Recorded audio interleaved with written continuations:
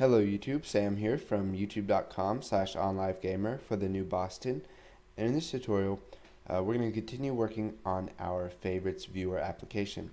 Now before we get started, I just want to give full credit to the authors of Beginning Microsoft Visual Basic 2008. The authors are Theron Willis and Brian Newsom. They created this great program, and I'm teaching you guys how it works and how you can make it yourself. So in the last tutorial, we created our web favorites collection.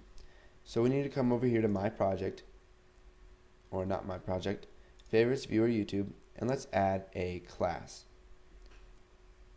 So we'll set the class name to favorites.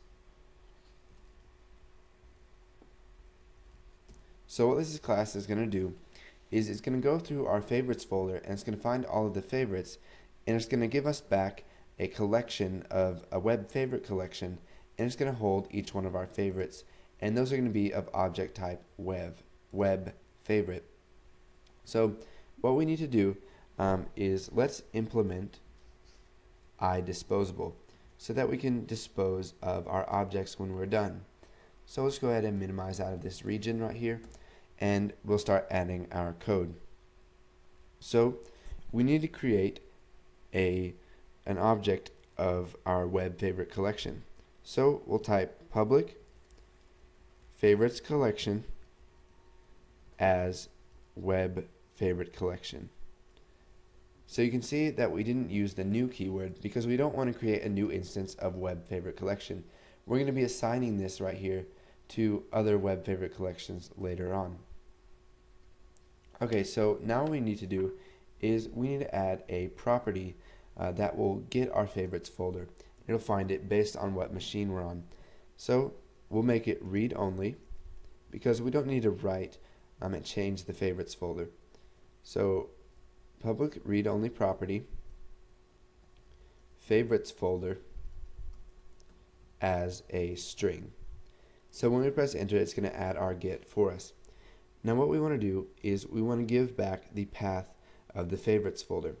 So what we're going to do is type environment dot get folder path. So we're going to be getting the folder path of our favorites. Now how are we going to find favorites?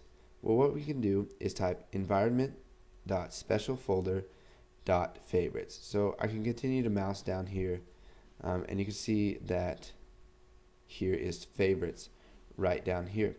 So I can just press tab and that'll fill that in for us. So it's going to get the folder path of the favorites. So now that we're done with this property right here, let's come down below it and we need to create a method. So we'll call it public sub scan favorites. Now this is not going to take any arguments because we don't need anything to do this. So whenever we scan the favorites, what we want to do is call scan favorites, and we'll use favorites folder. Now this is going to return an error right now because scan favorites has not been created yet. Or let's see.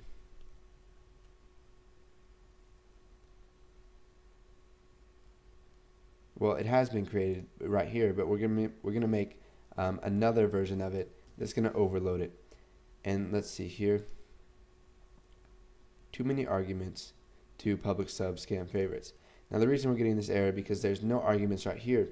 So what we need to do is type public sub scan favorites.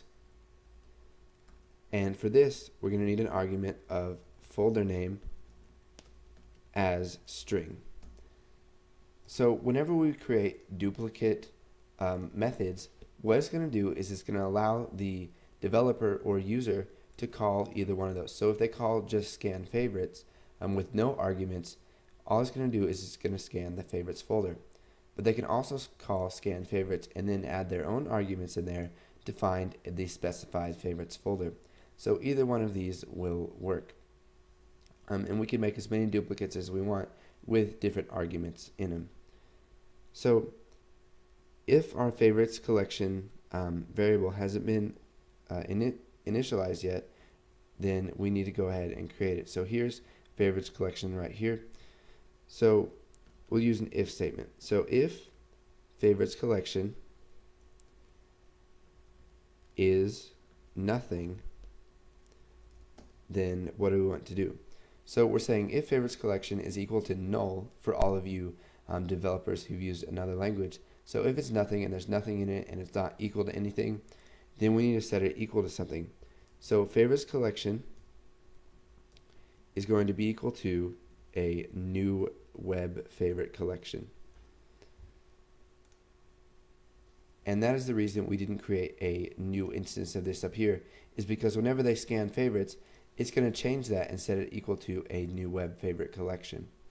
Now, web favorite collection is just the list that's going to hold all of our favorites. So let's go ahead and come down below this end if. And now what we need to do is we need to go through each file in the folder and find our favorites. So we'll use a for each loop, and we're just going to call string file as string in my dot computer dot file system dot get files, and then folder name. So what this is going to do is it's going to get each file in this folder name directory right here, which is what's passed to this method. So for each of the files inside of this directory that has been passed, we want to go ahead and try to find the favorites file in there. Now the favorites file ends with .url.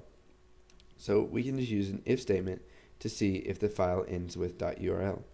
So we can just use if string file ends with, and ends with is part of string, so we can check to see if it ends with something.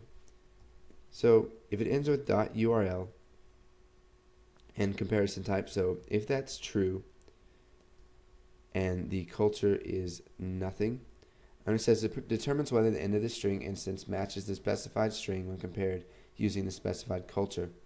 So culture could be the language of the program. You don't really have to know what that is right now because you're probably going to be working with English.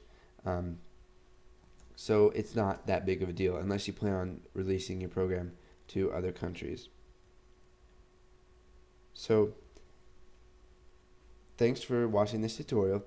Put in this code if you haven't already. If you have any questions, leave them in the comments. And then in the next tutorial, we're going to be filling in this if statement right here.